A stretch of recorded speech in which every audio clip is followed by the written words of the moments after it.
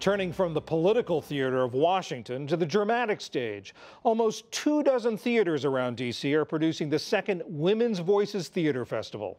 Jeffrey Brown sat down with 3 of the playwrights to discuss why this effort is meaningful, particularly now. A play about a young American moving with her family to Nigeria in the 1960s by Colleen Sinnett Jennings. Don't tell me you're going to wear that. What's wrong with this? Auntie Frances bought this for me in London. As progressive as theater is in many ways in the United States, there's still something around the edges that says women's stories are maybe more precious, less edgy, less intellectually challenging. There's a sort of an ugly cloud that hangs over it, and I think this is a way to dispel all of those notions. I love the Hamptons. It is so amazing to be here! A 17th century comedy becomes a story of rich and poor in America today in the hands of playwright Teresa Rebeck. Okay, it's really expensive. I mean, like, you have to work maybe 6 jobs just to be able to live in a really tiny room. The fact is, women do tell stories in a different way, and there are mighty stories out there waiting to be told. And I don't believe that playwriting is a gene on a Y chromosome. None of us believe that, right? A personal history that's also an unsettling piece of American and Cherokee tribal history by Mary Catherine Nagel.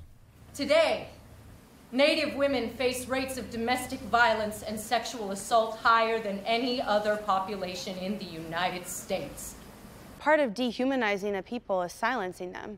And I think the more women's stories are told on stage, the more our culture will start to shift. It's not a coincidence that we face such high rates of domestic violence and sexual assault, and at the same time, our voices have not been presented equally.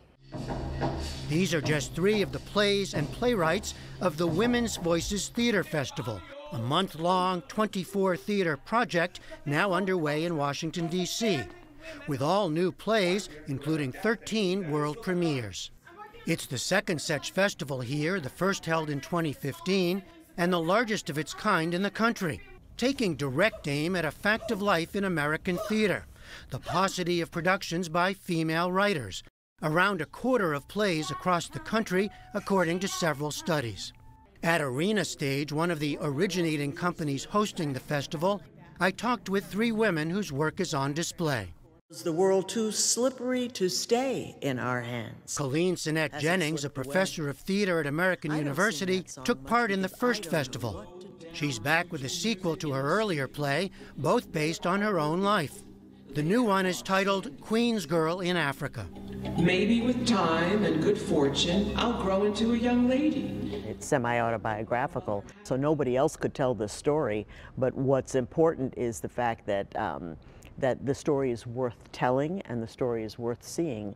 I think, you know, particularly women of my generation wrestled with that thought, and it's good to see younger women coming along saying, why was this even a question? Of course your story is worth telling. Are you surprised, though, that it's still a thing, you know, that there would be a need for a festival of women's voices? No, because racism's still here, sexism's still, everything is still here, just wearing different clothes, you know, so it's all here.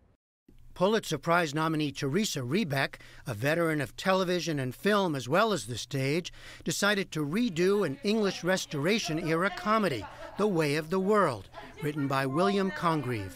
No one cares if What? If you're hideous looking? You're not. It's not like I looked at that play and said, I want to do a feminist retelling of the Congreve play. But there is no mistaking that a woman wrote it. You know, that I inhabit the female characters in a completely different way than what Congreve did. Point of view is one of the tools that you have as a writer. And this is the point of view of a woman. It's not an agenda, it's the truth. If our agenda is always to tell the truth out of a woman's mouth is going to sound different than the truth out of a man's. Our tribal governments have been here for thousands of years. They will continue. Mary Catherine Nagel, an enrolled citizen of the Cherokee Nation, also works full-time on behalf of tribal rights as a lawyer.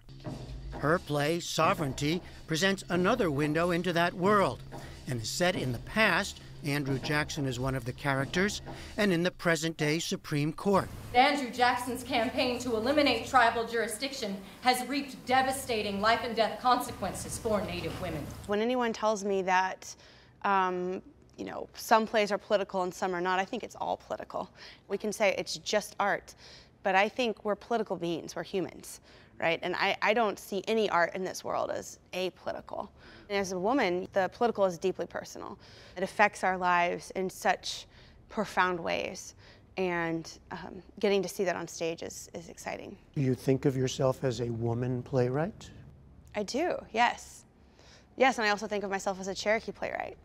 And I think that combination is terribly exciting and new. Can I answer that as well? I have to say, when I was just starting out as a playwright, I had a mentor who said very clear to me, you got to be careful not to let them categorize you as a woman playwright. It was sort of said as a kindly meant advice.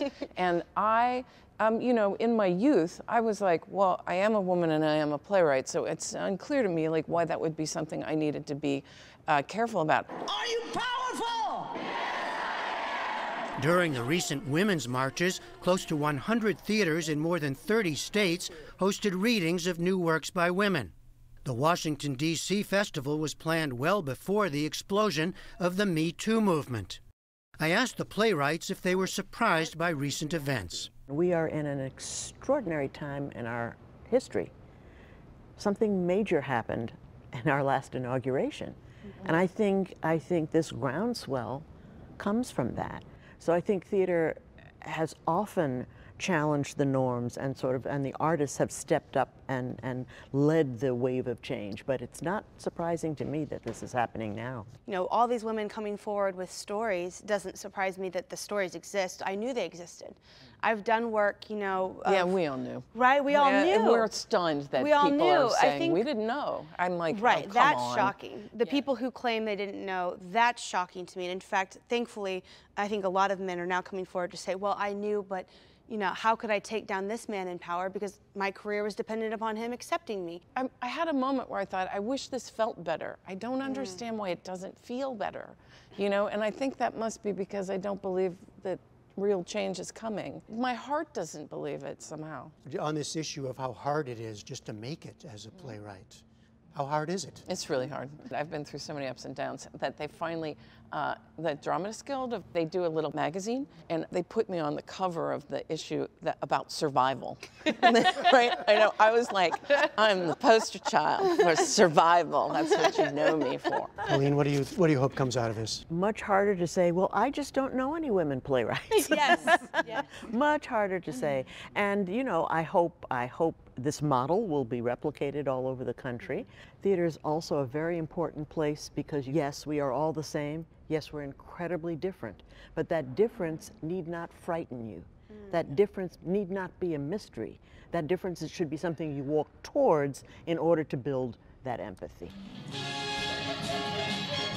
The Women's Voices Theater Festival runs through February 15th. For the PBS NewsHour, I'm Jeffrey Brown in Washington, D.C.